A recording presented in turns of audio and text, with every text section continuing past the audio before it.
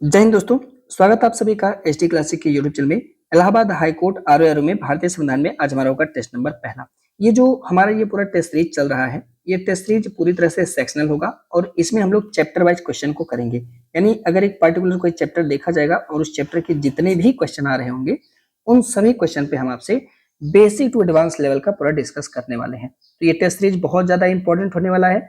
अगर हम देखें भारतीय संविधान में, तो कुल हमारा मैक्सिमम साथी वो 20 टेस्ट बनेगा और इन्हीं 20 टेस्ट में से आप देखेंगे आपके एग्जाम में भारतीय संविधान से कम 15 क्वेश्चन और ज्यादा से ज्यादा 22 क्वेश्चन बन सकता है। तो आप इसे बहुत आराम से सॉल्व कर पाओगे। ठीक है, तो चलिए स्टार्ट करते हैं। और आज जो हम डिस्कस करेंगे वह होगा भारत का संवैधानिक इतिहास। ठीक है, और देखते हैं कि भारत के संवैधानिक इतिहास से कैसे सवाल बनते हैं इस पर। इसे स्टार्ट करने से पहले थोड़ा सा आपको हम बैकग्राउंड समझाते हैं ताकि चीजें आप आसानी से सॉल्व कर पाओ। आप जानते हैं एक युद्ध के बारे में जो कि लड़ा गया था 1765 में। 1765 में कौन सी लड़ाई लड़ी गई थी? तो आप कहोगे सर बक्सर की लड़ाई लड़ी गई थी। और इस बक्सर की लड़ाई में अंग्रेजों की भारी भरकम जीत हुई थी। और इस युद्ध का नेतृत्व किसने किया था? तो आप कहोगे सर रॉबर्ट क्लाइव ने किया था। इस युद्ध का नेतृत्व किसने किया था? तो आप कहोगे सर रॉबर्ट क्लाइव ने किया था। ये बात क्लियर है? ठीक है, यही समय है आप जानते हैं कि रॉबर्ट क्लाइव ने बंगाल में द्वैध शासन, जब ये युद्ध मतलब जीत जाता है रॉबर्ट क्लाइव, तो रॉबर्ट क्लाइव क्या करता है 1765 में ही एक शासन लगाता है जिसका नाम है साथी द्वैध शासन। क्या नाम है? द्वैध शासन। और ये द्वैध शासन को कहाँ पे लागू करता है? इसे लागू करता है बंगाल के अंदर। कब लागू किया है? तो आप कहोगे सर 1765 में। क्या होता है द्वैध शासन के अंदर? द्वैध शासन का मतलब होता है साथी दोहरा शासन। दोहरा शासन मतलब कि दो लोग का शासन होगा। जैसे देखिए, एक तो था जो राजे रजवाड़े हुआ करते थे, तो वो मतलब देख रेख का काम करते थे। तो देख रेख करने का काम, जैसे सड़क बनवाना हो गया या नाली बनवाना होगा या जो भी काम हो गया, ये काम क्या किया गया कि जो राजा रजवाड़े अभी भी थे उनको दे दिया गया कि ये सब काम तुम कराओ। जबकि जो राजस्व वसूली का काम था, यानी जो पैसा वसूला जाना था, वो काम कंपनी ने अपने हाथों में ले लिया। यानी वो काम किसके हाथों में चला गया साथी? कंपनी। कंपनी कौन कंपनी? तो आप कहोगे सर ये ईस्ट इंडिया कंपनी। किसके हाथों में चला गया? ईस्ट इंडिया कंपनी के हाथों में चला गया। अब देखिए, पैसा तो ईस्ट इंडिया कंपनी कमा रही है और देख रेख का काम राजा कर रहे हैं, यानी दो लोग मिलकर शासन कर रहे हैं। और जिस पर्टिकुलर क्षेत्र में इस तरह का शासन होता है उसे हम लोग क्या बोलते हैं? द्वैध शासन बोल रहे हैं। अभी आप समझना कि इन सब का इससे क्या लेना देना था। देखिएगा, अब आप मुझे बताइएगा कि द्वैध शासन से कंपनी को घाटा होगा कि मुनाफा? तो आप कहोगे सर इसमें तो बहुत अच्छा है, कंपनी को दिन प्रतिदिन पैसा मिलने लगा, कंपनी की आय बढ़ने लगी। यानी जो ईस्ट इंडिया कंपनी थी साथी, वो दिन प्रतिदिन 1765 के बाद दिन दुगना रात चौगुना, एक मुहावरा है, यानी खूब बढ़ने लगा। ठीक है साहब, 1765 में द्वैध शासन लगाने के बाद कंपनी खूब बढ़ने लगा, खूब कमाने लगा, खूब पैसा कमाने लगा। यहां तक ये आपको समझ में आ गया। अब थोड़ा सा और आपको हम बताते हैं। आप जानते हैं हमारे यहाँ क्या है? तो आप कहोगे सर हमारे यहाँ संसद है। ठीक है, और आप जानते हैं कि हमारे यहाँ अगर कोई भारत की कंपनी है, मान लीजिए कि कोई भी भारत की कंपनी, मान लेते हैं टाटा की कंपनी है कोई जो भारत में है। ठीक है, तो टाटा के कंपनी के ऊपर हमारे संसद ने जो कानून बनाया हुआ होगा, जो कंपनी एक्ट बनाया है, वो इस कंपनी के ऊपर लागू होगा। आप कहोगे हाँ सर, हमारी संसद ने जो कानून बनाया है वो इसके ऊपर लागू होगा, इस कंपनी के ऊपर। आप कहोगे हाँ सर लागू होगा। आप जानते हैं कि अतिरिक्त विधान कहने का मतलब कि जो भारत के बाहर की चीजें हैं उस पर भी संसद जो कानून बनाएगा, अगर टाटा की कंपनी अमेरिका में है तभी भी हमारे भारत की संसद ने जो कानून बनाया है वो कानून इसके ऊपर लागू होगा। ऐसे ही साथी थोड़ा सा ध्यान से आप समझिएगा, ब्रिटेन में भी क्या है? तो ब्रिटेन की पार्लियामेंट है, यानी ब्रिटेन का संसद है। ठीक है, और आप जानते हैं जो ईस्ट इंडिया कंपनी थी वो कहाँ की थी? तो आप कहोगे सर वो ब्रिटेन की थी। ईस्ट इंडिया कंपनी कहाँ की थी? ब्रिटेन की थी। यानी यहाँ की जो पार्लियामेंट है, जो कानून बनाएगी, जो नियम बनाएगी, उस कानून और नियम को मानना पड़ेगा किसे? ईस्ट इंडिया कंपनी को। ये बात समझ में आ गई आपको? ठीक है, सुनिए, अभी आपने देखा 1765 में कंपनी की आमदनी बढ़ रही है, तो ब्रिटेन की पार्लियामेंट को अब खलबली मची हुई है कि कुछ पैसा और मिल जाए तो फिर बातें मजा आ जाए। तो ब्रिटेन की कंपनी ने क्या किया, कुछ समय बाद 66 मान लीजिए, चाहे 67 मान लीजिए, चाहे 68 मान लीजिए, ऐसा आप मान सकते हैं, ब्रिटेन की कंपनी ने ईस्ट इंडिया कंपनी से कहा एक काम करो, जितना भी तुम मुझे टैक्स दे रहे थे ना, उस टैक्स को थोड़ा बढ़ा दो क्योंकि तुम्हारी आमदनी बढ़ गई है। अब सोचिए, ब्रिटेन पार्लियामेंट ने इनसे यानी ईस्ट इंडिया कंपनी से जो कि भारत में है कुछ और पैसा मांगी। जैसे इस समय हमारे मोदी जी हैं, अगर वो चाहे तो अडानी की जितनी बाहर की कंपनी उससे पैसा हड़पने की नीतियां बना सकते हैं, बिल्कुल बना सकते हैं। अब आप सोचिए ईस्ट इंडिया कंपनी के कर्मचारियों का, भाई जाहिर सी बात है जब कंपनी पैसा देगा तो कर्मचारियों के ऊपर भार पड़ेगा, ठीक है। तो कर्मचारियों ने क्या किया, ईस्ट इंडिया कंपनी के कर्मचारियों ने वो भारत के लोगों से घूस लेने लगे, रिश्वत लेने लगे, और इन सबसे महत्वपूर्ण काम वो अपना निजी व्यापार करने लगे। समझ रहे हैं, निजी व्यापार करने लगे। इससे क्या हुआ, कंपनी की आमदनी घटने लगी, कंपनी की आमदनी घटने लगी, कम होने लगी। आपको सर इसका क्या लेना देना था, समझिए क्या लेना देना है। जब कंपनी की आमदनी घटने लगी तो ब्रिटेन की पार्लियामेंट ने सोचा यार ऐसे कैसे हो रहा है, यही कंपनी जो 1765 में पूरा अच्छा खासा मुनाफा कमा रहा था, अचानक में ऐसा क्या आ गया कि 1768 आते आते इसकी आमदनी इतनी घट गई कि लोगों की सैलरी नहीं दे पा रही है, ऐसा क्या हो गया। फिर ब्रिटेन की पार्लियामेंट ने दिमाग लगाया और दिमाग लगा करके 1773 में, कब 1773 में एक अधिनियम लाया, जिस अधिनियम का नाम था रेगुलेटिंग एक्ट 1773। और इसके तहत कंपनी के जो काम हैं, जो कंपनी के वर्क हैं, उनको रेगुलेट किया गया, उनको कंट्रोल किया गया। और इस दिशा में अभी तक तो कोई कानून बना नहीं था, लेकिन ईस्ट इंडिया कंपनी के कामों को नियमित करने के लिए, नियंत्रित करने के लिए पहली बार ब्रिटिश सरकार यानी ब्रिटिश पार्लियामेंट ने एक कदम उठाया। क्या कदम उठाया अभी हम लोग चर्चा करेंगे। और जाहिर सी बात है अगर पार्लियामेंट में कोई कदम उठाया जा रहा है तो उसके लिए अधिनियम लाना पड़ेगा, जैसे हमारे यहाँ अधिनियम लाया जाता है ना, संशोधन अधिनियम। तो ब्रिटेन की सरकार ने 1773 में अधिनियम लाया। अब आप समझ गए क्यों लाया गया 1773 का अधिनियम। तो यही क्वेश्चन आपसे कह रहा है कि भाई देखो किस अधिनियम के तहत पहली बार, फर्स्ट टाइम, जो ब्रिटिश गवर्नमेंट थी ईस्ट इंडिया कंपनी के कामों को नियमित करना, रेगुलेट करना भाई साहब, और उसको कंट्रोल करना है, इस दिशा में पहली बार कदम उठाया। तो 1773 में यह काम किया। क्या काम किया 1773 में और क्यों कर रहा है, अब आपके दिमाग में चल रहा है कि कंपनी का नुकसान हो रहा है इसलिए कर रहा है। तो इस अधिनियम में क्या क्या किया गया समझिएगा। अधिनियम के तहत पहली बार ईस्ट इंडिया कंपनी के कार्यों को नियमित और नियंत्रित करने की दिशा में यह कदम था। अधिनियम के तहत जो कंपनी के कर्मचारी हैं उनको निजी व्यापार करने पर प्रतिबंध लगा दिया गया, क्योंकि सबसे बड़ा खतरा तो यही था, वो लोग खुद का व्यापार करते थे। जैसे आज के समय में आप देख लीजिए, मैं आपको एग्जांपल बताता हूं। एक है ये अपोलो, मतलब एक कोई प्राइवेट अस्पताल है, इसमें ए नाम का कोई डॉक्टर रह रहे हैं, सरकारी अस्पताल है। आप पाओगे कि ए नाम के डॉक्टर का अपना क्लिनिक भी होता है जो कि प्राइवेट होता है। फायदा किसमें मिलता है, दवा का काम प्राइवेट वाले में। तो अगर आप अपना निजी काम कर रहे हैं ना और आप सरकारी में भी हैं तो आप सरकारी पर ध्यान कम देंगे, अपने निजी पर ज्यादा ध्यान देंगे। ऐसे ही हुआ था साथी, समझ रहे बात को। तो सरकार ने क्या किया, इसको पहले बंद कर दिया कि यार तुम अपना व्यापार नहीं करोगे, ठीक है। अब आप मुझे बताइए कि अगर ऐसा काम कर दिया जाएगा तो लोग चिल्लाएंगे, उबटेंगे, आवाज होगा, लोग विरोध करेंगे, करेंगे कि नहीं करेंगे, करेंगे। तो इस विरोध को रोकने के लिए, न्याय दिलाने के लिए न्यायपालिका भी बनाना पड़ेगा। आप कहोगे हाँ सर, अभी आगे समझिएगा और सुनिए क्या हुआ। सरकार ने क्या किया कि भारत में केंद्रीय प्रशासन की नींव रखी। इसका क्या मतलब था, पहले 3 प्रांत हुआ करते हैं। 1765 में 3 प्रांत में वैध शासन चल रहा था।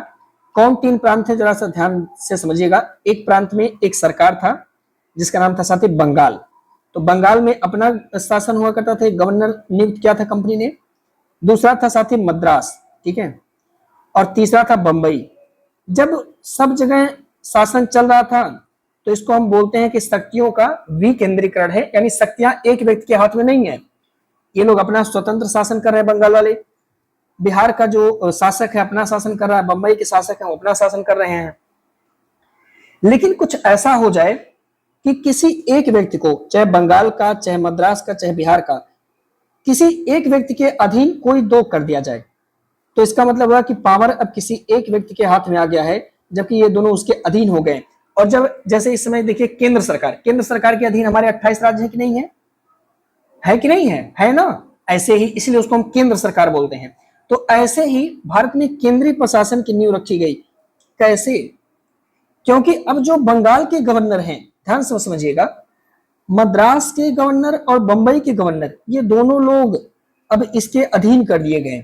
यानी अगर कोई बंगाल का गवर्नर कोई निर्णय लेगा तो बंबई और मद्रास के गवर्नर को वो बात माननी पड़ेगी। इस तरह अब बंगाल के गवर्नर को नाम बदल करके बंगाल का गवर्नर जनरल कह दिया गया। और जाहिर सी बात है, जब इतना बड़ा वो काम कर रहा है तो उसकी सहायता के लिए कुछ लोग होने चाहिए। तो उसकी सहायता के लिए 4 सदस्यीय परिषद का गठन किया गया। और आपको बता दें, इलाहाबाद हाईकोर्ट में यह क्वेश्चन इतना खतरनाक पूछा गया है कि इसको देख के 80% लोग जो है सॉल्व नहीं कर पाएंगे। 4 सदस्यीय काउंसिल था। कितना? 4 सदस्यीय परिषद। आप लोग प्रीवियस ईयर क्वेश्चन देखिएगा तो उसमें दिखेगा 4th मेंबर काउंसिल करके लिखेगा, अंग्रेजी में लिख दिया है। 4 सदस्यीय परिषद का गठन किया गया बंगाल के गवर्नर जनरल की सहायता के लिए, क्योंकि इन्होंने मद्रास और बंबई के जो गवर्नर है उसको अपने अधीन कर लिया गया है। अब 4 सदस्यीय परिषद है, जैसे हमारे यहाँ विधानसभा है, विधान लोकसभा, ऐसे बनना शुरू हो गया। ध्यान रखना, अभी आगे चल के ये इतना बड़ा बन जाएगा कि भारत में संविधान सभा बन जाएगा। अभी यहीं से शुरुआत हो रही है। तो पहले कौन मेंबर है? 4 सदस्य हैं। अब सुनिए आगे क्या होता है। करा कि कलकत्ता में उच्च न्यायालय बनाया गया। क्यों बनाया गया? क्योंकि कंपनी जब भी हम कोई नियम बनाते हैं तो उस नियम के खिलाफ भाई बवाल तो होता है। क्योंकि अगर आप कोई नियम बनाएंगे तो कुछ लोग को लगेगा जरूर, और जिसको तकलीफ लगेगा वो चिल्लाएगा जरूर।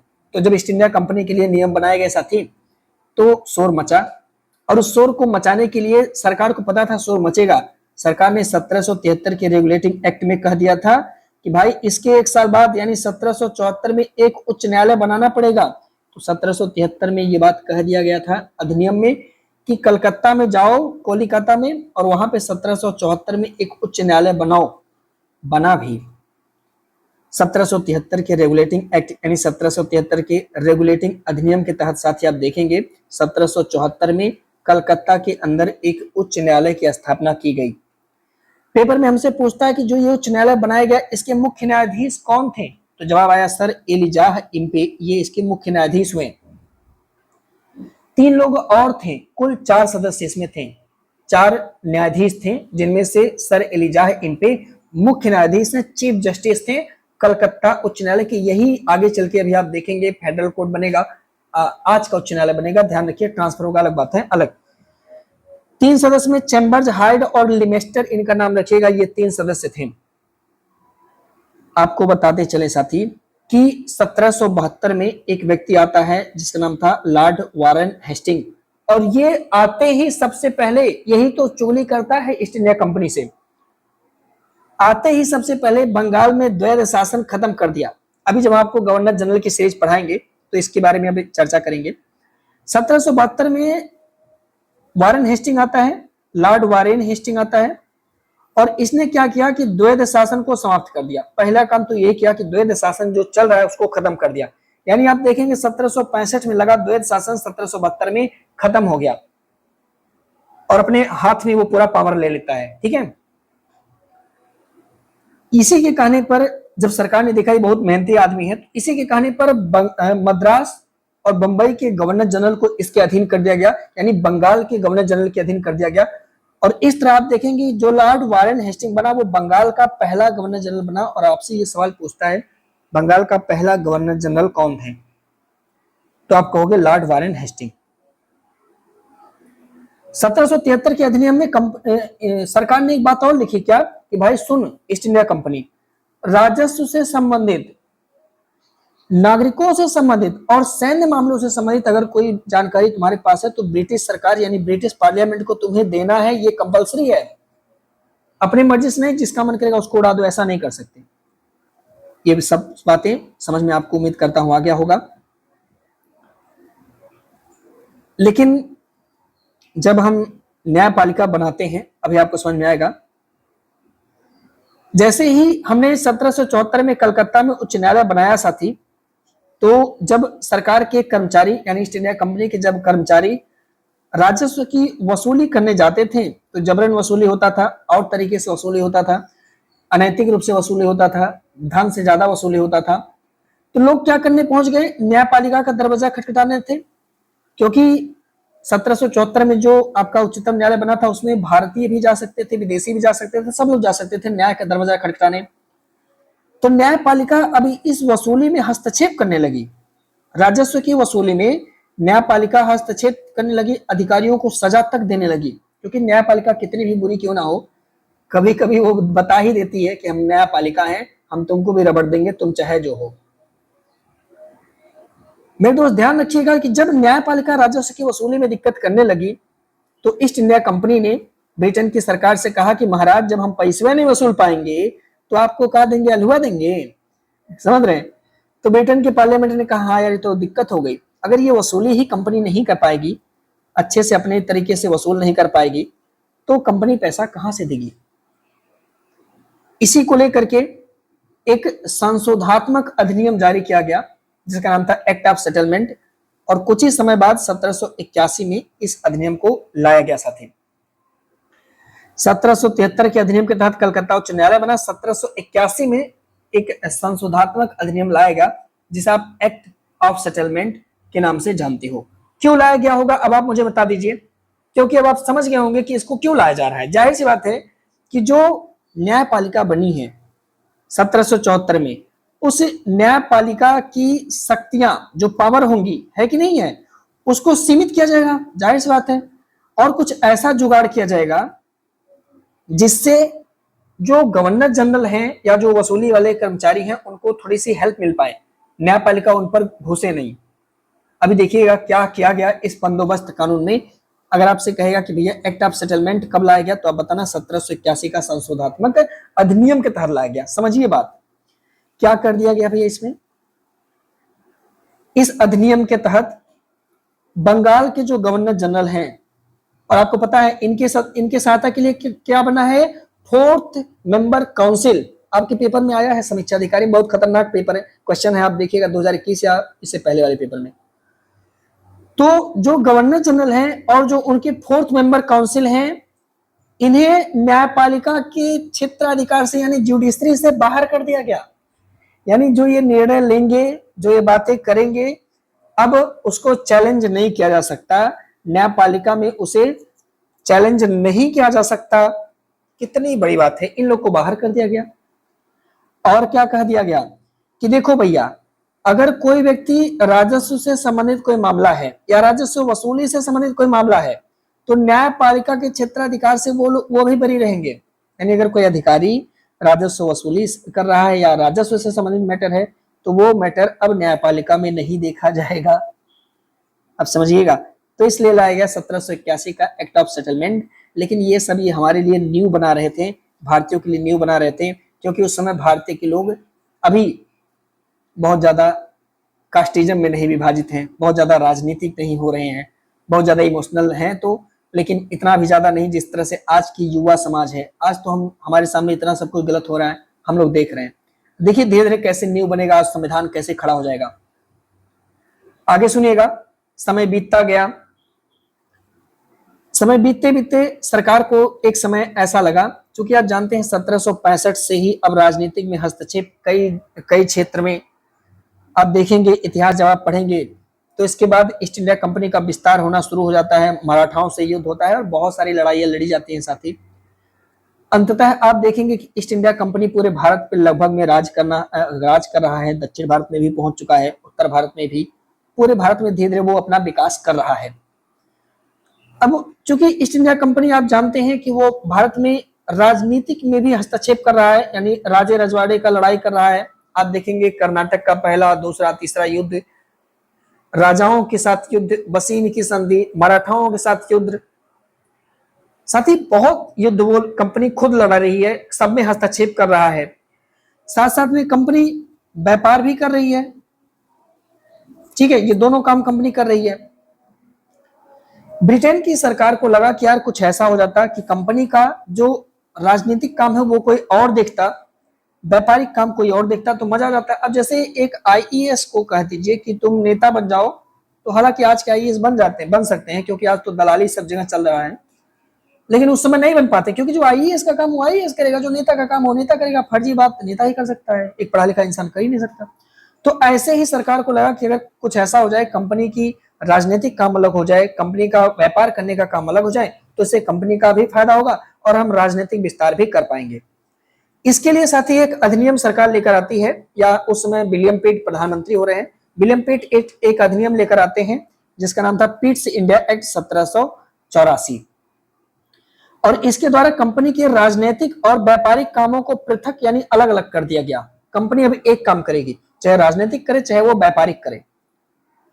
अधिनियम के तहत पहली बार भारत में कंपनी के जितने अधीन क्षेत्र हैं उनको ब्रिटिश का आधिपत्य क्षेत्र कहा गया, यानी जहां जहां जिस जिस कब्जे पर, चाहे वो मराठाओं से लिया गया हो, चाहे वो आपका मैसूर राज्य से लिया गया हो, जहां से भी लिया गया था, उन सारे क्षेत्र को अब से ये लोग अपने नाम से जानेंगे और उसका नाम दे दिए ब्रिटिश आधिपत्य क्षेत्र, यानी इस क्षेत्र पर ब्रिटेन का कब्जा हो चुका है। अब आप सोचिए, भारत के क्षेत्र पर ससुरा ब्रिटेन वालों ने कब्जा कर लिया है। उस क्षेत्र को नाम से, किस नाम से लोग बुलाते होंगे, कितना शर्मिंदगी लगता होगा, कल्पना आप कर सकते हो। दोनों स्टेटमेंट सर यहाँ पे आपके सही है, सी हो जाएगा विकल्प का राइट आंसर। समझिएगा कि 1784 के अधिनियम से क्या सवाल बन सकता है।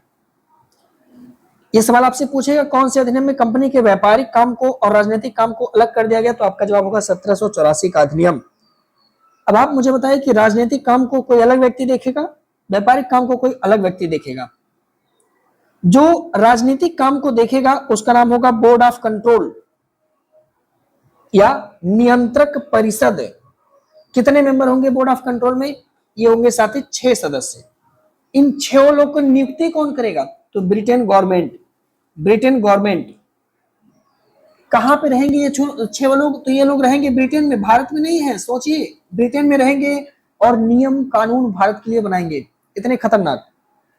और जो लोग व्यापार का काम देखेंगे इसको क्या बोलेगा? तो जा सकते डायरेक्टर लोग देखते हैं, इसको बोलते हैं बोर्ड ऑफ डायरेक्टर। कभी आपने ये शब्द सुना है क्या कि कंपनी के बोर्ड ऑफ डायरेक्टर की मीटिंग हो रही है?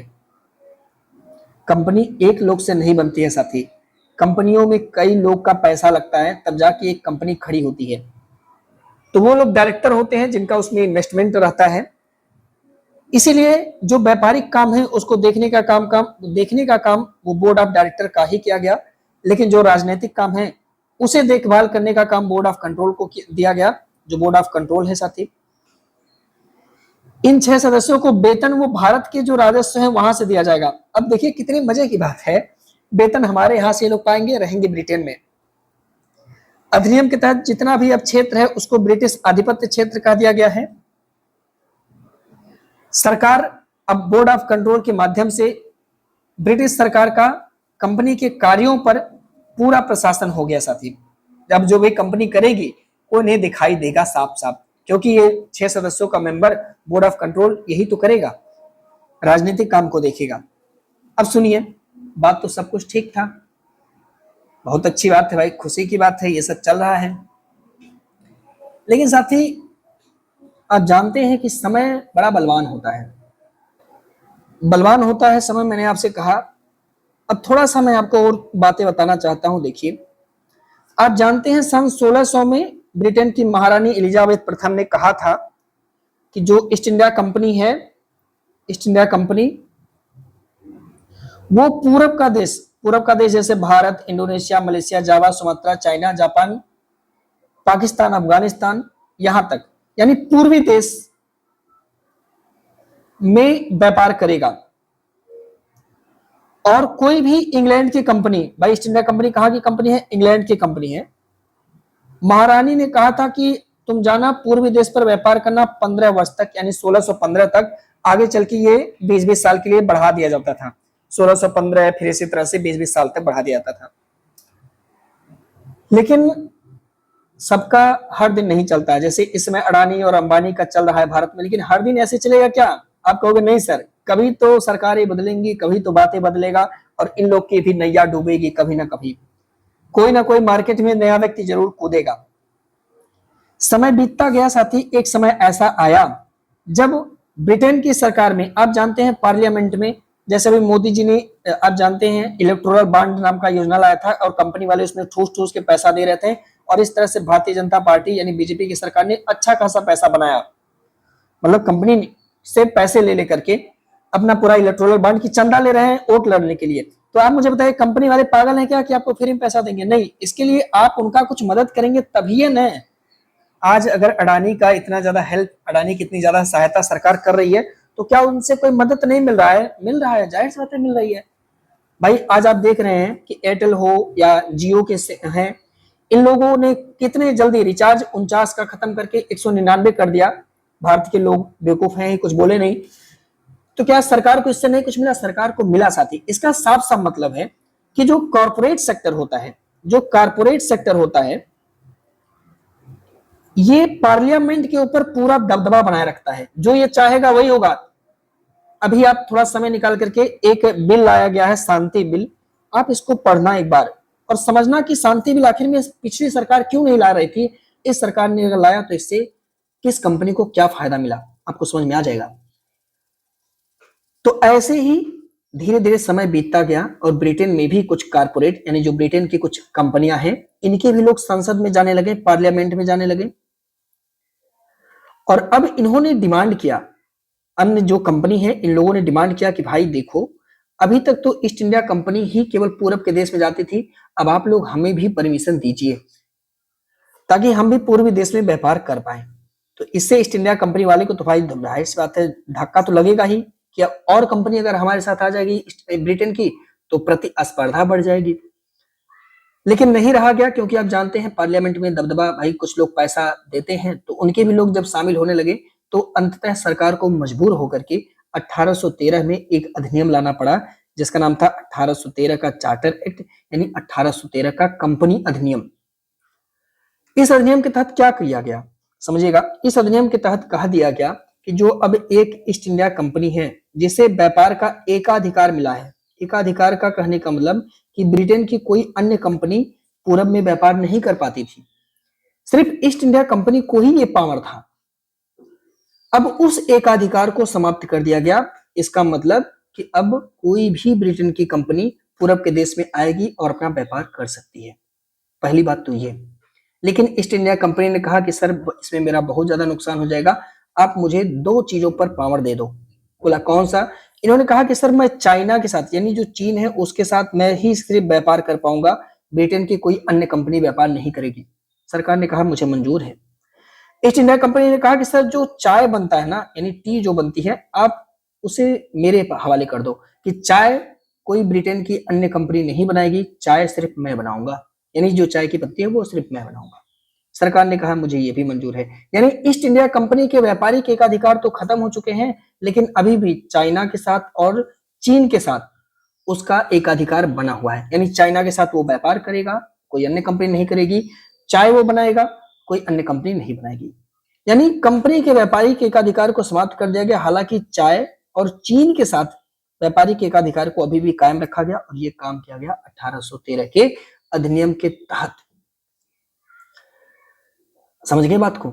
अब देखिए होता क्या चीज है कि अलग अलग कारपोरेट के लोग अलग अलग होते हैं। जैसे आजकल एक मीम चला था, इसमें मुकेश अंबानी जी के हाथ हिल रहे हैं और वो भगवान राम का पूजा कर रहे हैं। आपने देखा उस मीम को? देखा?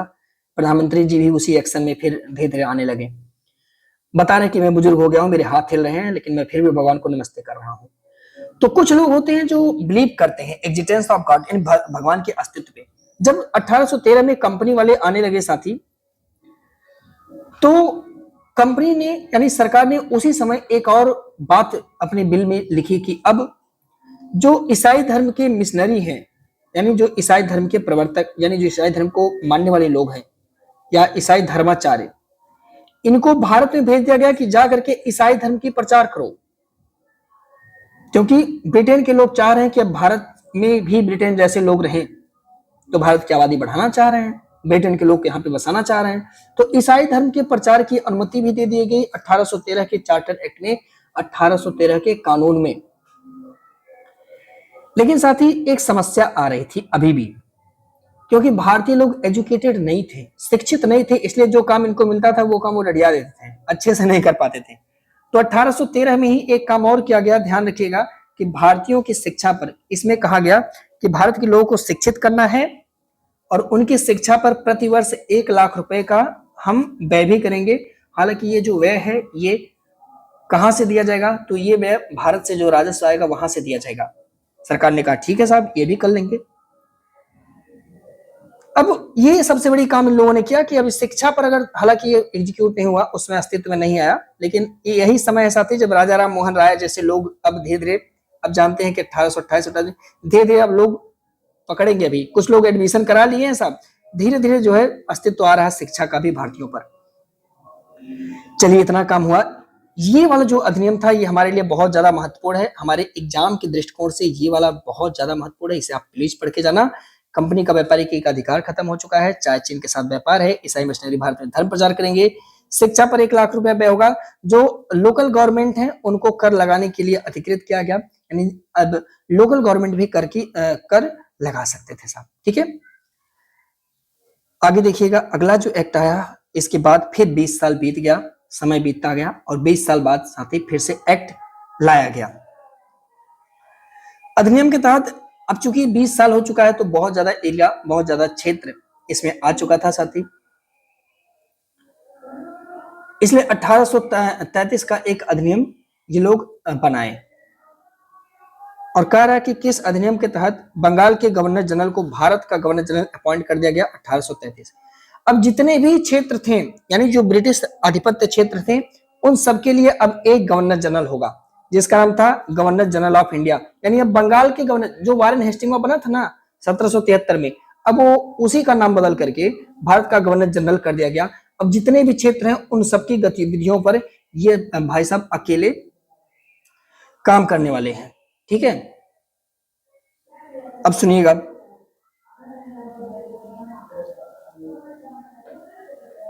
और इस तरह से आप देखेंगे तो लॉर्ड विलियम बेंटिंग ये भारत के पहले गवर्नर जनरल बने। ये आपसे क्वेश्चन आएगा, तो आपसे अगर कहेगा कि बंगाल का अंतिम गवर्नर जनरल कौन है, तो बंगाल का अंतिम है लॉर्ड विलियम बेंटिंग। और भारत का पहला क्यों है, क्योंकि जो भारत का पहला होगा वो बंगाल का अंतिम था, तो लॉर्ड विलियम बेंटिंग ही भारत का पहला गवर्नर जनरल बनता है। ठीक है, अब सुनिए आगे, फिर साथ ही 20 साल बीता और समय आ गया 1853 का। कौन सा समय आ गया? 1853 का। इसमें क्या किया गया जरा सा देखिएगा, थोड़ा सा समझिएगा, क्योंकि यहां से कहानी कुछ और ही हो जाएगी। साथियों हुआ क्या, कहा कि कौन सा कथन 1853 के चार्टर अधिनियम के तहत सही है। इस अधिनियम ने गवर्नर जनरल की जो परिषद है, council of governor general, governor general का जो परिषद है साथी कह रहा है, उसके जो विधायी संबंधित काम है और जो उसके एडमिनिस्ट्रेशन के काम है उसको सेपरेट कर दिया गया। काउंसिल में कितने सदस्य हैं मुझे आप बताइए, तो आप कहोगे सर 4। और ये लोग करेंगे क्या? और इस 4 सदस्य में 4 सदस्यीय परिषद था साथी, और उसके बाद थे कौन? Governor general of India. ये लोग तो थे, आपको मैंने ऊपर से बताते हुए मैं आ रहा हूं कब से। ये लोग करते क्या थे? तो ये 2 काम करते थे। एक तो विधि बनाते थे, जैसे आज की हमारी संसद कानून बनाती है कि नहीं बनाती है? आपको सर बनाती है, कानून बनाती है, हमारी संसद विधि बनाती है। लेकिन क्या हमारी संसद आज की एडमिनिस्ट्रेशन का भी काम करता है क्या? एडमिनिस्ट्रेशन माने उस विधि को पालन करवाता है क्या? तो आप कहोगे नहीं सर, तब कौन करता है? तो आप कहोगे सर इसके लिए हम अधिकारियों की नियुक्ति किए हैं, जिनमें से कौन सा नाम है? इंडियन एडमिनिस्ट्रेशन का, एडमिनिस्ट्रेटिव सर्विस यानी आईएएस की नियुक्ति किए हैं। ऐसे अन्य अधिकारी, कहने का मतलब कि हमारी संसद सिर्फ विधि का काम करती है, यानी कानून बनाने का काम करती है हमारी पार्लियामेंट, और एडमिनिस्ट्रेशन का काम कोई और करता है। लेकिन जो वो 4 सदस्यों की जो काउंसिल बनी थी, वो लोग उसको फॉलो भी करवाते थे और कानून भी बनाते थे। तो इससे दिक्कत आएगी ही, जाहिर सी बात है। विधि भी कोई बनाएगा और उसको पालन भी कोई कराएगा। तो क्या किया गया, 1853 में एक अधिनियम लाया गया जिसका नाम दिया गया 1853 का चार्टर अधिनियम, और कहा गया कि जो ये काउंसिल है ना 4 सदस्यों का, वो विधि सिर्फ बनाएगी। ठीक है, यानी उसके जो विधायी काम है और जो उसके प्रशासनिक काम है, इन दोनों को अलग कर दिया गया।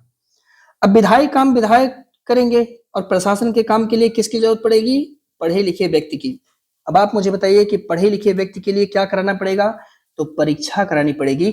और 1853 का ही समय है जब पहली बार प्रयास किया जाएगा कंपनी के द्वारा क्या कराने के लिए? सिविल सेवा की परीक्षा। क्यों कराया जा रहा है अब आप समझ सकते हैं, सिविल सेवा की परीक्षा। ठीक है, सिविल सेवा की परीक्षा कराने के लिए साथी तैयारी की जाएगी, पहली बार कोशिश की जाएगी, हालांकि अभी हो नहीं पाएगा, पर पहली बार कोशिश किया जाएगा कि भाई सिविल सर्विसेज का क्या कराया जाए, एग्जाम कराया जाए। खुली प्रतियोगिता आरंभ किया जाएगा, इस बात को थोड़ा सा आप ध्यान रखेंगे। 33 में कोशिश की जाती है, लेकिन यहाँ पे करा दिया जाता है, 53 में करा दिया जाता है 20 साल, क्योंकि 33 में प्रयास किया जाता है और यहाँ पे साथी करवा दिया जाता है। 53 में करा दिया जाता है प्रयास, थोड़ा सा ध्यान रखिए, सिविल सेवा परीक्षा यहाँ पे करवा दिया जाता है, ठीक है। 33 में प्रयास किया जाता है, यानी जो 1833 का जो अधिनियम आया था उसमें कोशिश किया जाता है कि सिविल सेवा करवाएंगे, लेकिन जब यहाँ पे जब सीधे सीधे जब ये परिषद अलग कर दिया गया तो अब जरूरत होगी एडमिनिस्ट्रेशन की और परीक्षा सिविल सेवा की करा दी जाती है, दोनों काम आपका कर दिया जाता है। सी हो जाएगा आपका राइट आंसर। समझने वाली बात है, थोड़ा सा और समझिएगा इस चीज को डिटेल में कि 1853 में क्या किया गया कि प्रशासनिक और विधायी काम को अलग कर दिया गया। अब सुनिएगा, विधायी काम के लिए 6 सदस्यों की एक नई परिषद को और बना दिया गया। अब यहीं से खतरा उत्पन्न होगा, यहीं से आपको दिमाग थोड़ा सा लगाना है कि जो ये 6 सदस्यों की जो नई परिषद बनेगी इसे हम लोग केंद्रीय परिषद, यानी जिसे आप भारतीय परिषद भी कह सकते हो, यानी केंद्रीय परिषद बनाया गया 6 सदस्य। अधिनियम के तहत पहली बार केंद्रीय परिषद में भारतीयों के प्रतिनिधित्व को भी सुनिश्चित किया गया कि केंद्रीय परिषद जो ये बनेगा 6 सदस्यों का, इनमें कुछ भारतीय लोग भी शामिल होंगे। अभी आप कंफ्यूज मत होइएगा, अभी आपको सब कुछ समझ में आ जाएगा, ठीक है। खुली प्रतियोगिता व्यवस्था आरंभ किया गया और सरकार ने 1854 में एक कमेटी बनाई जिसका नाम था मैकाले समिति। इसी समिति के कहने पर आगे चल के सिविल सेवा की परीक्षा आयोजित की जाएगी, समझिएगा। करा कि इस अधिनियम के तहत कुछ समय बाद ही साथी एक एक्ट लाया जाएगा जिसका नाम था 1858 का एक्ट। करा कि किस अधिनियम के तहत जो लॉर्ड कैनिंग है उन्हें भारत का प्रथम वाइसराय बनाया जाता है। तो याद रखिएगा, एक समिति 1858 का एक्ट आता है साथी, और इस एक्ट के तहत लॉर्ड कैनिंग को भारत का प्रथम वाइसराय बना दिया जाता है।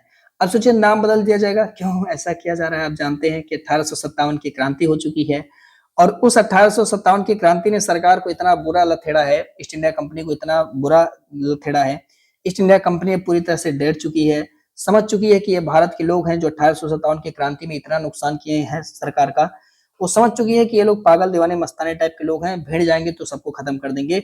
सरकार पूरी तरह से डरी हुई है, ब्रिटेन की सरकार, और डर करके हड़बड़ाहट में आकर के कहा 20-20 साल पर राज करते थे। आपने देखा 33 के बाद 1833 के बाद 1853 का एक्ट आया, ठीक है। 1853 के बाद जाहिर सी बात है कि अब जो आना चाहिए था वो 1873 में आना चाहिए था, लेकिन 1857 की क्रांति बीच में हो गई और पूरा सरकार उथल पथल हो गया, इसीलिए 1858 का ही चार्टर अधिनियम लाया गया। हड़बड़ाहट में सरकार ने क्या कर दिया गया कि भारत का जो गवर्नर जनरल है उसका नंबर बदल करके भारत का वाइसराय कर दिया गया और लॉर्ड कैनिंग को भेजा गया।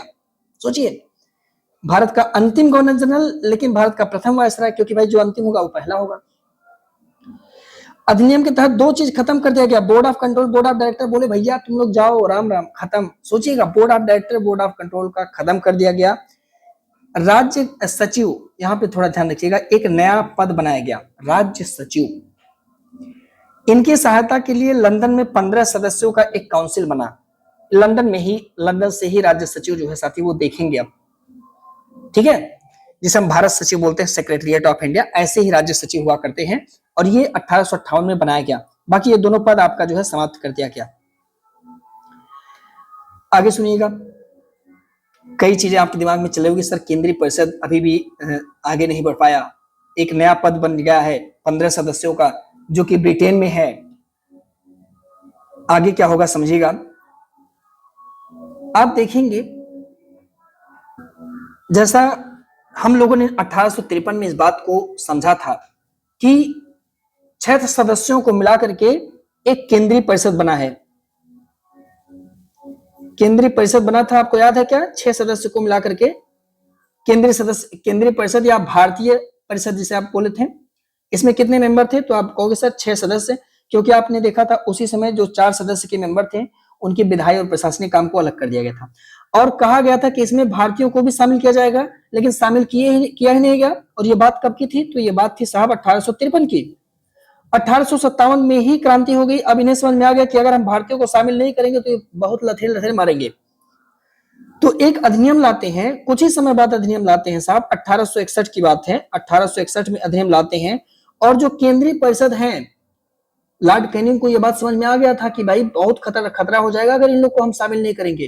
तो लॉर्ड कैनिंग ने क्या किया, 1861 में अधिनियम लाया गया और इस अधिनियम में कहा गया कि हम भारतीयों को शामिल करेंगे कहां पे, कानून बनाने की प्रक्रिया में, यानी शक्ति नहीं देंगे, प्रक्रिया जो होगी ना उसमें बैठने उठने के लिए दे देंगे। आप समझिएगा कि 10 लोग की मीटिंग हो रही है, उसमें 4 लोग ऐसे बुला दिए जाते हैं, मान लीजिए 10 लोग हैं, उसमें 2 लोग बुला लिए जाएंगे, तो मुंह उठा के सिर्फ पीछे से बैठ के देखना, जो लोग हम लोग कहेंगे वही सब सुनना सिर्फ। आप समझ रहे, बस ये इतना किया गया भाई साहब 1861 का अधिनियम ला करके। लेकिन कोई बात नहीं, हमारे भारतीय लोग बुद्धिमान थे, बैठाओ, पीछे लोग बैठ के गुलू गुलू ताक रहे थे साथी। ये काम किसने किया, तो 1861 के अधिनियम के तहत। अब देखिए कौन लोग हैं जो केंद्रीय परिषद में जाएंगे। 1861 का जब अधिनियम लाया गया तो प्रतिनिधियों को शामिल, यानी कानून बनाने की जो प्रक्रिया होगी, जो प्रोसेस होगा, उसमें भारतीयों को शामिल किया जाएगा। कैनिंग ने क्या किया, 1862 में 3 भारतीयों को केंद्रीय विधान परिषद, आपको याद है क्या, 6 सदस्य हैं, उनमें से 3 भारतीय सदस्य होंगे, बनारस के राजा हैं, पटियाला के महाराजा हैं और सर दिनकर राव, इनको शामिल कर दिया। लेकिन क्या लॉर्ड कैनिंग ने पोर्टफोलियो प्रोसेस भी स्टार्ट किया था 1859 में। इसका यह मतलब था कि जो ये काउंसिल होगा ना, उसका एक सदस्य एक से अधिक सरकारी विभाग का मेंबर हो सकता था, यानी अध्यक्ष हो सकता था। तो सारा का सारा जो पावर था वो तीनों लोग के हाथ में ही दे दिया गया था। ये भारत के लोग सिर्फ वहां पर तमाशा देख रहे थे बेचारे, तीनों लोग बैठ करके। समझ रहे बात को, तो ये सबसे बड़ी खतरनाक थी। आगे चल के हमारी सरकारें इसको लेकर के बहुत लड़ाइयां लड़ेंगी कि नहीं, हमारे साथ ये अन्याय नहीं होना है। हमें जो है वो पूरी तरह से प्रॉपर्ली वहां पे बैठने की बात की गई कि हमें केंद्रीय परिषद में बोलने का हक दिया जाए, बिल पर बोलने का हक दिया जाए, ये सब। और सुनिएगा, एक काम और किया गया इस अधिनियम के तहत, वाइसराय जो है इनको बिना काउंसिल के संस्तुति के आपातकाल में अध्यादेश जारी करने का पावर दे दिया गया कि चाहे कोई रहे, यानी काउंसिल यानी जो परिषद है उसकी मेंबर से बिना पूछे जो वाइसराय होंगे वो अध्यादेश जारी कर सकते थे। ऐसा आगे सुनिए, 1861 के भारतीय पासी अधिनियम के तहत गवर्नर जनरल की परिषद में अतिरिक्त सदस्य की संख्या बढ़ाई गई। अब देखिए यही खेला हो गया। अभी आप देखेंगे कि गैर सरकारी सदस्य कह दिया गया दोस्तों। अब ये जो गैर सरकारी सदस्य हैं इनकी नियुक्ति की जाएगी और वो भी 2 साल के लिए किया जाएगा। कितने साल के लिए, 2 साल के लिए किया जाएगा। और ये गैर सरकारी सदस्य मतलब वो है भारत के लोग बेचारे। सुनिए क्या किया गया, 2 वर्ष के लिए किया जाता है। लेकिन क्या था ये पूरा मामला, समझिएगा। 1861 का जो भारत परिषद अधिनियम था, इस अधिनियम के तहत विधि निर्माण के उद्देश्य से गवर्नर जनरल की जो कार्यकारिणी परिषद है उसका क्या किया गया, विस्तार कर दिया गया। अधिनियम के तहत वे गैर सरकारी सदस्य जिनकी नियुक्ति 2 वर्षों के लिए वायसराय की जाती थी, कम से कम 6 और ज्यादा से ज्यादा 12 हो सकते थे। ये पॉइंट याद रखिएगा कि गैर सरकारी जो मतलब जो व्यक्ति हो सकते थे वो कम 6 हो सकते थे, ज्यादा से ज्यादा 12 लोग। अब सोचिए, और ये है बेचारे गैर सरकारी, इनका कोई रोल प्ले नहीं है साथी। और इस तरह से जो कलकत्ता की विधान परिषद बनी या जो केंद्रीय परिषद बनी, उसको पूरे भारत के लिए कानून बनाने के लिए अधिकृत किया गया। लेकिन ये लोग कौन लोग हैं, याद रखिएगा।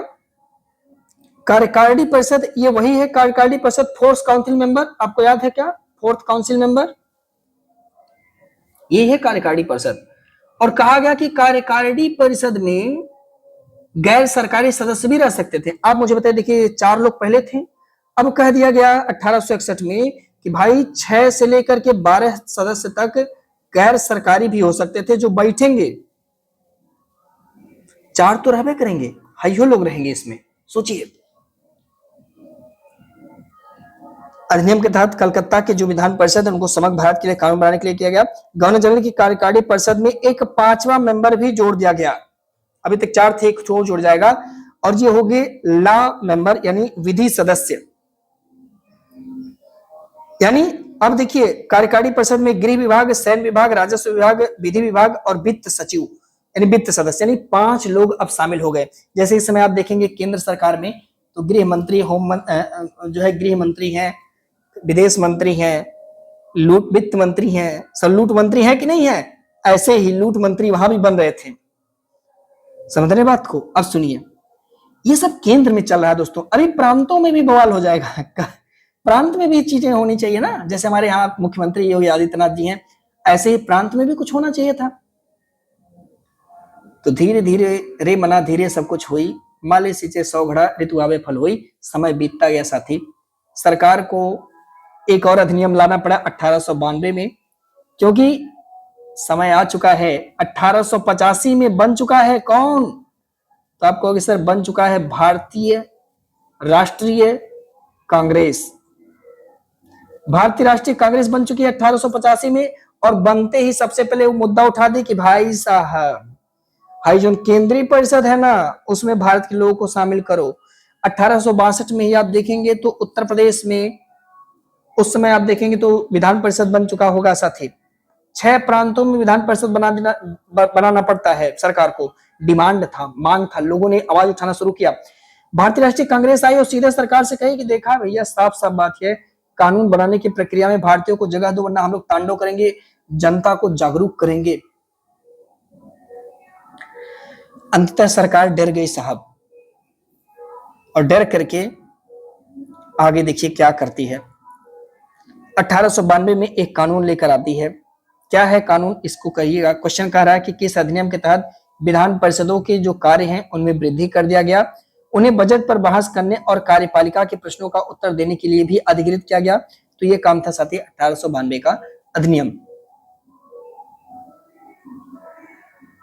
अब सुनिएगा, ये वही है केंद्रीय अधिनियम। केंद्रीय परिषद जब हम कहेंगे ना केंद्रीय परिषद, आप समझ जाइएगा केंद्रीय परिषद वही है, ठीक है। अब जो प्रांत होंगे उनके लिए और जो केंद्र होगा उनका, यानी जो केंद्रीय परिषद होगा जिसमें भारत के गवर्नर जनरल के अधीन काम करना होगा, और जो प्रांत बन रहे, जैसे इसमें हमारे राज्य सरकार है ना 28 राज्य, ऐसे ही केंद्र में बना केंद्रीय परिषद और प्रांतों में बना विधान परिषद। कहा दिया गया कि भाई देखो, भारतीय राष्ट्रीय कांग्रेस ने यह मांग किया था कि केंद्रीय परिषद में भी भारतीयों की संख्या बढ़ा दी जाए और प्रांतीय परिषद में भी बढ़ा दी जाए। तो सरकार 1892 में बढ़ाती है। क्या बढ़ाती है सुनना, पहले कितना था केंद्रीय परिषद में, तो आप कहोगे सर 6, मैक्सिमम कितना था 12।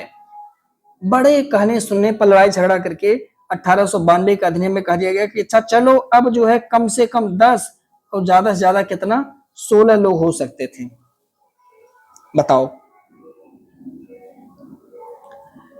1860 में आप जानते हैं पहली बार उस समय जेम्स विल्सन ने 1860 में भारत का वार्षिक बजट तैयार किया था। ये पॉइंट ध्यान रखने की जरूरत नहीं है। अगला पॉइंट क्या है कि अधिनियम के तहत पहली बार जो विधान परिषद के सदस्यों को 6 दिन की अग्रिम सूचना देने पर लोकहित के मामलों पर प्रश्न पूछने और बजट से संबंधित मामलों पर विचार करने की अनुमति मिल चुकी है। लेकिन अभी भी मतदान नहीं कर सकते थे, अनुपूरक प्रश्न नहीं पूछ सकते थे। ये सब आपको हम आगे चल के लोकसभा जब पढ़ाएंगे तब बताया जाएगा कि अनुपूरक क्या है, मतदान क्या है, ये सब चीजें, ठीक है। टेंशन मत लीजिएगा।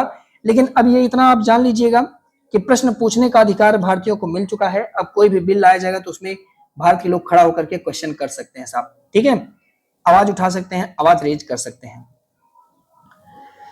समय बीतता गया और एक अधिनियम आता है साथी 1909 का अधिनियम, जिसका नाम था भारतीय परिषद अधिनियम 1909, जिसे हम मार्ले मिंटो सुधार अधिनियम के नाम से जानते हैं। सही है। अधिनियम के तहत जो केंद्रीय विधान परिषद के सदस्यों की संख्या 16 से बढ़ा करके अब 60 कर दी जाएगी, यानी मैक्सिमम आप जानते हैं पहले 16 थी, अब 60 कर दी गई है। ये बात दोनों के दोनों सही है, सी हो जाएगा आपका राइट आंसर, ठीक है।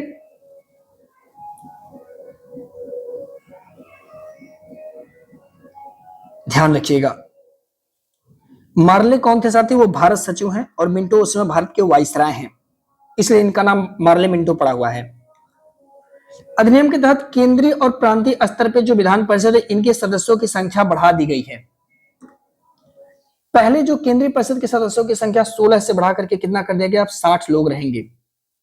इस समय बंगाल, मद्रास, बंबई और संयुक्त प्रांत उत्तर प्रदेश के परिषदों के सदस्यों की संख्या 50-50 तथा पंजाब, असम और वर्मा में 30-30 थी।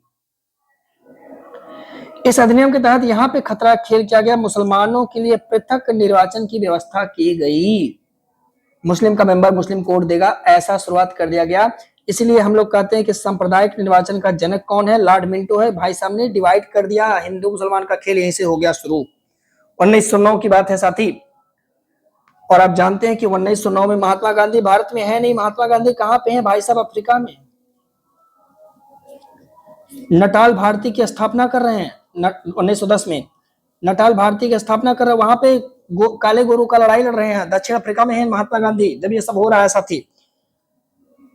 अगर महात्मा गांधी होते तो शायद इस बिल का कुछ और भी विरोध होता, खतरनाक विरोध होता।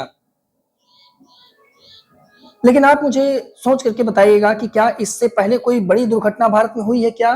बंगाल का विभाजन।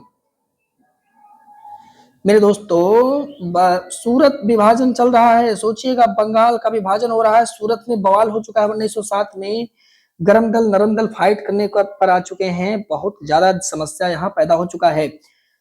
1908 का समय है जब बीजी तिलक जी को गिरफ्तार कर लिया गया है, उनको जेल भेज दिया गया 1908 में। अब इनको बेचारे को 6 साल बाद भेजेंगे 1914 के अंदर, जब ये बेचारे आंदोलन करेंगे। और उसी समय ये बिल बड़े प्यार से लाया जाता है और इस बिल में ये बात धीरे से चुपके से लिख दिया जाता है साथी।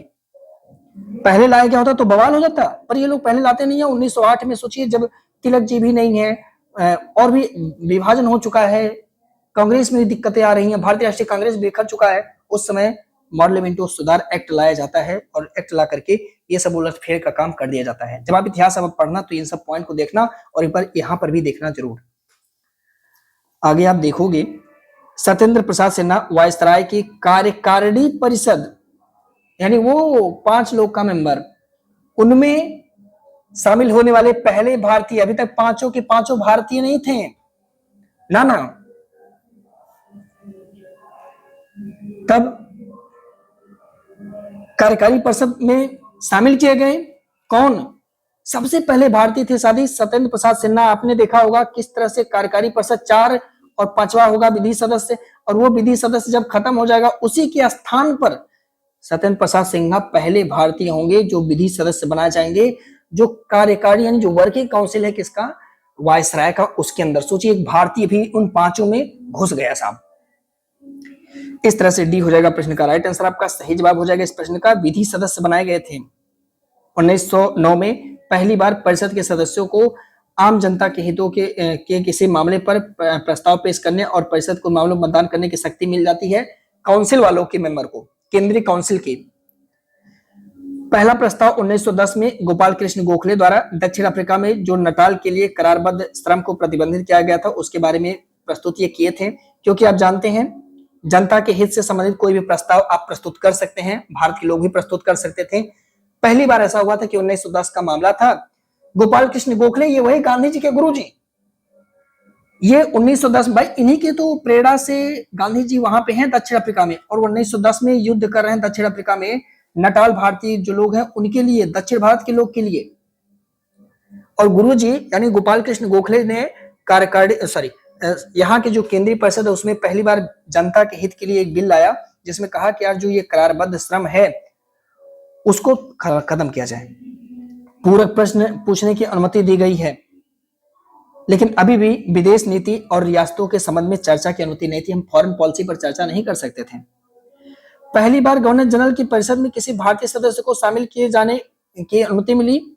और आप जानते हैं सत्येंद्र प्रसाद सिन्हा पहले भारतीय थे जो कि विधि सदस्य के रूप में वायसराय की कार्यकारिणी परिषद में शामिल हो गए हैं। बड़ी भारी बात थी उस समय साथियों ये बात कि अब देखिए वहां पहुंच करके तांडव बिंडो तो कुछ करेंगे ही करेंगे। साथियों, पहले परीक्षा एक बार यहां कराया गया था आईएएस का, फिर उसके बाद ब्रिटेन में परीक्षा ले रहे थे, लेकिन कहा गया कि नहीं यार भारत के अंदर परीक्षा कराओ, और इसके लिए चर्चा उठने लगी कि केंद्रीय लोक सेवा आयोग का गठन किया जाए। 1919 का अधिनियम लाया गया 1909 के बाद, जिसे हम लोग मॉन्टेग्यू चैम्सफोर्ड सुधार अधिनियम के नाम से जानते हैं।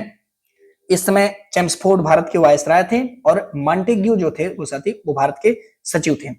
और इसी अधिनियम के तहत केंद्रीय लोक सेवा आयोग के गठन का विचार रखा गया 1919। तो आप इसे याद रखिएगा, 1919 का जो अधिनियम है, इस अधिनियम के तहत केंद्रीय लोक सेवा आयोग, इसके गठन की बात की जाती है तो 1919 का अधिनियम, इसे आप लोग प्लीज याद रखिएगा। देखिएगा, भारत शासन अधिनियम 1919 की बात करेंगे तो इस अधिनियम को हम मॉन्टेग्यू चेम्सफोर्ड सुधार के नाम से जानते हैं। मॉन्टेग्यू इस समय भारत सचिव थे, जबकि चेम्सफोर्ड इस समय भारत के वायसराय हैं। अधिनियम के तहत भारतीय विधान परिषद के स्थान पर राज्यसभा और लोकसभा का गठन किया गया। अब देखिएगा, यहीं से कहानी धीरे धीरे आगे बढ़ रही है, पर इस पर अभी आप फोकस मत करना वरना कंफ्यूज हो जाओगे। अधिनियम के तहत भारत में 1926 में सिविल सेवकों की भर्ती के लिए एक आयोग बनाया गया जिसका नाम था ली आयोग। इसी ली आयोग के कहने पर केंद्रीय लोक सेवा आयोग का गठन किया गया। अधिनियम के तहत केंद्रीय बजट को राज्य बजट यानी प्रांतों के बजट से पूरी तरह से अलग कर दिया गया। अब कहानी सुनिए आगे। केंद्र में द्विसदनी व्यवस्था का उपबंध किया गया। अब केंद्र में 2 सदन बनने की बात आ जाएगी, और ये किस अधिनियम के तहत किया गया? ये सब हुआ साथी 1919 के अधिनियम के तहत। सुनिए क्या बवाल होता है 1919 का अधिनियम। इसके तहत केंद्र में द्विसदनी व्यवस्था, आपसे सीधे कहेगा, ध्यान रखना साहब, ठीक है। इसकी व्यवस्था की जाएगी, डिवाइड किया जाएगा केंद्र में, ठीक है। पर इसको बहुत डिटेल में आपको जानने की जरूरत नहीं है वरना दिक्कतें हो जाएंगी साहब, है ना। क्या था समझिएगा, पूरी बात को समझने की कोशिश आप करिएगा। आपको याद है क्या केंद्रीय विधान परिषद पहले 6 सदस्य थे, 10 सदस्य हुए, 16 सदस्य हुए, 60 सदस्य हुए। आपको हाँ सर पूरा याद आ गया। केंद्रीय विधान परिषद, अब केंद्रीय विधान परिषद साथी 2 पार्ट में टूट चुका। एक को कहा गया, याद रखिएगा, राज्य परिषद, जिसे आप राज्यसभा भी बोलते हो, राज्य परिषद। वर्तमान में आप इसे राज्यसभा बोलते हो, या कहा जा सकता है उच्च सदन। और दूसरा जो बना वो बना विधानसभा। विधानसभा इस समय लोकसभा समझिएगा, यानी निम्न सदन। तो इस तरह से केंद्र में अब 2 सदन हो गया। एक तो आपका राज्य परिषद यानी उच्च सदन, दूसरा आपका विधानसभा यानी निम्न सदन। क्लियर है। और ये कहां पे किया गया? 1919 में किया गया। यहां पे याद रखिए केंद्रीय विधान परिषद में सब कुछ हो रहा है। अब केंद्र में 2 सदनी व्यवस्था कब लाया गया? 1919। अब सुनिएगा, प्रांतों में उत्तरदायी और द्वैध शासन की बात की जा रही है। प्रांत में भी जो प्रांत की सरकार है ना, उनको उत्तरदायी और द्वैध शासन की बात किया जा रहा है। इसका मतलब कि अब प्रांत की सरकार अपने मर्जी से अपने प्रांत के लिए कानून बना सकती है। उत्तरदायी का मतलब क्या? अकाउंटेबल। 1919 के अधिनियम में यह बात भी कहा दिया गया कि देखिए जो प्रांत की सरकार है, यानी जो प्रांत की विधायिका, जैसे इस समय उत्तर प्रदेश विधानसभा है, तो अपना कानून बनाती है उत्तर प्रदेश के लिए। बनाती है कि नहीं बनाती? बनाती है। और अपना शासन भी चलाती है। तो ऐसे ही लेकिन जो प्रांत के जो विषय हैं, याद रखिएगा, जो प्रांत थे 1919 में कहा गया 2 बातें। पहली बात ये कि आप अपना उत्तरदायी सरकार बनाइए। बनेगा कि नहीं बनेगा बाद की बात है, लेकिन उत्तरदायी की बात यहां पे किया गया। और दूसरा द्वैध शासन, यानी जो प्रांतीय विषय है साथी, द्वैध शासन का मतलब कि जो प्रांत के मामले हैं इसको भी 2 पार्ट में बांट दिया गया, पार्ट 1 और पार्ट 2। प्रांत में कुछ मामले ऐसे थे जिस पर गवर्नर जनरल ऑफ इंडिया यानी भारत के वायसराय का जानकारी होना जरूरी था, शामिल होना जरूरी था। कुछ विषय ऐसे थे जिस पर गवर्नर जनरल की जानकारी जरूरी नहीं थी। जैसे इसमें आप देखिए 3 सूची है, संघ सूची, राज्य सूची, समवर्ती सूची। तो समवर्ती सूची में अभी भी संघ का वर्चस्व बना रहता है, यानी भले ही वो राज्य सूची का विषय नहीं होता, लेकिन फिर भी उस पर केंद्र सरकार हावी हो जाती है कि नहीं है। तो ऐसे ही यानी प्रांतों में आप देखेंगे तो उत्तरदायी सरकार की बात तो की जाती है, लेकिन साथ साथ में द्वैध शासन, जो प्रांत के जो विषय हैं, जैसे मान लीजिए कि कोई मुद्दा है, उसको भी 2 पार्ट में डिवाइड करने की बात होगी। तो इतना गहराई से नहीं चलेंगे वरना आपको हम आईएएस बना देंगे। आपको बनना है सिर्फ और सिर्फ इलाहाबाद हाईकोर्ट का न्याय वो समीक्षा अधिकारी। पर थोड़ा सा और डिटेल में अगर आप गए ना तो फिर क्लियर कर लेंगे आप सिविल सर्विस का क्वेश्चन, उतना चलना नहीं है। द्वैध शासन का जनक डायरकी का एक्ट जो है वो लियोनेल कॉर्टिस को मानते हैं। इन्होंने अपनी पुस्तक डायरकी में द्वैध शासन व्यवस्था का पूरा वर्णन किया है। हमारे लिए इतना जरूरी था, ठीक है। अब सुनिएगा, किस अधिनियम के तहत सांप्रदायिक आधार पर निर्वाचन प्रणाली अब जो है साथी डेवलपमेंट कर दिया जाएगा। पहले 1909 में आपने देखा किस तरह से मुसलमानों के लिए बनाया गया, लेकिन 1919 में इसको थोड़ा सा ब्रॉड कर दिया जाता है साथी। 1919 का जब एक्ट लाया जाता है तो इसको थोड़ा सा बड़े पैमाने पर देख लिया जाता है। बड़े पैमाने पर इसका विस्तार किया जाता है कि अब जो है निर्वाचन प्रणाली सिख, ईसाई और आंग्ल भारतीय जो लोग हैं इन पर भी लागू कर दिया गया सांप्रदायिकता वाला चीज। तो 1919 में ये काम किया गया। अब आप कहोगे सर इस समय तो गांधी जी आ चुके थे ना, तो बवाल क्यों हुआ? क्यों हुआ आखिर बवाल? क्योंकि आप जानते हैं कि गांधी जी का एंट्री भारत में हो चुका है। गांधी जी 1914 में साथी साबरमती आश्रम में पहुंच चुके हैं। गांधी जी 1915 में पहली बार आंदोलन करने वाले हैं, खेड़ा किसान आंदोलन करने वाले हैं। फिर इसी तरह से गांधी जी 15-16 में भी आंदोलन करने वाले हैं, अहमदाबाद मिल मजदूर करने वाले हैं, और फिर इस तरह से भूख हड़ताल करने वाले हैं। गांधी जी कई सारा एक्शन कर रहे हैं। गांधी जी तो रोल प्ले में थे 1919 में। फिर गांधी जी ने इस काम को यानी सांप्रदायिकता के आधार पर इतना सब कुछ हो रहा है, इसको क्यों होने दिया? 1914 में आप देखेंगे साथी होम रूल आंदोलन जैसा आंदोलन भी चलेगा। ये सब से गांधी जी अभी पूरी तरह से रुष्ट थे। गांधी जी अभी पूरी तरह से ब्रिटेन सरकार के साथ में ही खड़े हैं, ऐसा आप समझ लीजिएगा, क्योंकि वो उनकी नीतियों को समझ नहीं पा रहे हैं। वो सोचते थे कि उनकी बात पूरी तरह से मानी जाएगी, क्योंकि गांधी जी को कई सारी उपाधियां भी मिल चुकी हैं साहब, है ना, इस तरह से। लेकिन ध्यान रखना होगा कि 1919 का जो अधिनियम आया, इस अधिनियम में पहली बार उत्तरदायी शासन शब्द का प्रयोग किया गया। अधिनियम के द्वारा सांप्रदायिक निर्वाचन प्रणाली का, ये थोड़ा सा रोकना इस पर, ठीक है, अभी आगे चर्चा करेंगे। अधिनियम के द्वारा सांप्रदायिक निर्वाचन प्रणाली का विस्तार सिख, ईसाई, आंग्ल भारतीय, यूरोपीय सब पर लागू कर दिया गया। केंद्र में द्विसदनीय विधायिका लाई गई, ऊपर चर्चा किया गया। राज्य परिषद, विधानसभा। प्रांत में द्वैध शासन, आपको याद है क्या? प्रांतीय विषय को दो पार्ट में बांट दिया गया। कौन कौन सा? सुरक्षित विषय, स्थानांतरित विषय। प्रांत में द्वैध शासन लाया गया। कौन से अधिनियम के तहत लाया गया प्रांतों में द्वैध शासन? सवाल सीधे पेपर में पूछेगा, थप्पड़ मारेंगे अगर आपने सही जवाब नहीं दिया। तो प्रांतों में द्वैध शासन की स्थापना 1919। केंद्र में द्विसदनीय विधायिका 1919, ठीक है, गलत मत करके आना, पेपर में आता है। भारत शासन अधिनियम 1919 के बारे में सही। अधिनियम के तहत भारत में एक लोक सेवा आयोग का गठन किया गया था। क्या? केंद्रीय लोक सेवा आयोग। आप बोलो ना 1924 में सर ली आयोग बना था 1919 के कहने पर। हाँ। केंद्रीय बजट को राज्य बजट से अलग कर दिया गया। आप बोलोगे हाँ सर बिल्कुल, दोनों बात किया गया, ठीक है, किया गया। देखो, भारत सरकार अधिनियम 1919, इस अधिनियम के तहत भारत में एक लोक सेवा आयोग का गठन किया गया। अधिनियम के तहत सर्वप्रथम केंद्रीय बजट को राज्य, सर अलेक्जेंडर मोंडीमैन की अध्यक्षता में द्वैध शासन व्यवस्था की असफलता, लेकिन सफल नहीं रहा, इसकी जांच करने के लिए बनाया गया था। जो द्वैध शासन प्रांत में लाया गया वो सक्सेस नहीं हुआ। इसके लिए सर अलेक्जेंडर मोंडीमैन की अध्यक्षता में समिति बनाई गई। अधिनियम के तहत भारत सचिव, उसके परिषद का वेतन भारतीय राजस्व से जाना बंद कर दिया गया।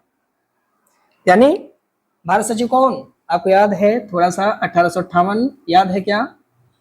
1858 का अधिनियम, जब मैंने आपसे कहा था कि दो परिषद, board of control, board of director, board of control और बोर्ड ऑफ डायरेक्टर, इनको खत्म किया गया था। इनके नाम पे कौन बना था? तो आप कहोगे सर भारत सचिव या राज्य सचिव। आपको याद है क्या? इसकी सहायता के लिए कितने मेंबर बने थे? तो आप कहोगे सर 15। कहाँ रहते थे? ब्रिटेन में। पैसवा कहाँ से ले जाते थे ये लोग? भारत से। तो इसका जो काउंसिल था, यानी ये जो था, इनका वेतन देना भारत से बंद 1919 में, क्योंकि भारत के लोग कहें कि हमारे यहाँ के वेतन इनको कह देंगे फालतू में, बंद करिए वेतन देना साहब। अब सुनिए आगे। 1919 का जो अधिनियम था, सरकार ने कहा कि इस अधिनियम की जांच के लिए हम एक आयोग बनाएंगे जो कि 10 साल बाद जाएगा। 10 साल बाद जाएगा मतलब 1919 में बना था अधिनियम, और ये आयोग जाएगा 1929 में भारत और जानकारी रखेगा, देखेगा। क्योंकि आप जानते हैं कि 1885 के बाद धीरे धीरे हम लोग डिमांड कर रहे हैं, भारतीय राष्ट्रीय कांग्रेस वाले मांग कर रहे हैं कि अब हमें थोड़ा सा पावर दिया जाए या हमें संविधान, ऐसा कुछ डिमांड धीरे धीरे हो रहा है लोगों का, है कि नहीं है? लेकिन आयोग ने कहा ठीक है, सरकार ने कहा, ब्रिटेन की सरकार, ठीक है, हम एक आयोग भेजेंगे 1929 में और इस पर विचार करेंगे। ब्रिटेन में भी चुनाव हो गया साथी, और चुनाव समय से पहले हो जाता है, दिक्कत इसका हो जाता है, और इसलिए 1927 में ही, 2 साल पहले ही, ब्रिटेन की गवर्नमेंट जो है वो साइमन कमीशन को भारत में भेजना चाहती है कि भारत में जो है अपना वर्चस्व बना सके। और उस कमीशन का नाम आना था 29 में, लेकिन 2 साल पहले में जो है साथी गठन कर दिया गया था अध्यक्ष थे सर जॉन साइमन और समय है 8 नवंबर 1927। 8 नवंबर 1927 का समय है जब साइमन कमीशन बनाया गया। इसकी अध्यक्षता कर रहे हैं जॉन साइमन। John Simon. और इसमें आप देखेंगे साथी कुल 7 मेंबर हैं। कितने? 7 मेंबर हैं। कौन कौन से इनका नाम आप याद रखिएगा। साइमन कमीशन में 7 मेंबर हैं। कौन कौन से मेंबर है? 4 हो गए, 5 हो गया, 6 हो गया और एक को यहां लिख देंगे। 7 मेंबर में कौन कौन मेंबर है याद रखिएगा। सबसे पहले जो व्यक्ति हैं साथी वह है लॉर्ड बर्न। जल जाओ ससुरे। लॉर्ड बर्न ऑप्शन में है तो ये तो थे, ठीक है। फिर थे डॉगन, एडवर्ड डॉगन। एडवर्ड डागान। डागान तो बर्न डागान नाम से पता चला है, ठीक है। फिर उसके बाद बर्नन हार्मसन नाम का एक व्यक्ति हुआ करते हैं। बर्नन हार्मसान कहीं कहीं लिखता है, कहीं कहीं हार्मसन, हार्मसान लिखते हैं। तो बर्न डॉगन हार्मसान 3 हो गए। और एक सीआर इटली साहब थे। क्लेमेंट इटली, सीआर इटली, ये भी है। 4 हो गए। 2 और थे। एक तो लैंड फॉक्स। लैंड फॉक्स करके एक व्यक्ति हैं जिनका जीआर लैंड फॉक्स नाम था। जीआर लैंड फॉक्स, रुकिए, जीआर लैंड फॉक्स। और एक व्यक्ति थे हिम अल कोना नाम का एक व्यक्ति हुआ करता था। हिम अल कोना। और अध्यक्ष कौन थे? तो जॉन साइमन। ये हो गया 7वां, जॉन साइमन। इटली में थे, बर्नन में थे, लियोनिल कार्टिस इसमें नहीं थे। तो इस प्रकार से राइट आंसर आपका डी हो जाएगा, क्योंकि आपसे पूछा है कौन नहीं था, तो लियोनिल कार्टिस इसमें नहीं है। समझेगा इस बात को। कहना कि साइमन कमीशन के सर जॉन साइमन की अध्यक्षता में 8 नवंबर 1927 को इसका गठन किया गया। इसमें कुल 7 सदस्य हैं। Lord Burn, Edward Dogan, Berner Harmson, CR Atlee, G R Land Fox, हिम अल कोना। चूंकि इस आयोग के सभी सदस्य अंग्रेज थे, अतः इसे हम श्वेत आयोग के नाम से जानते हैं।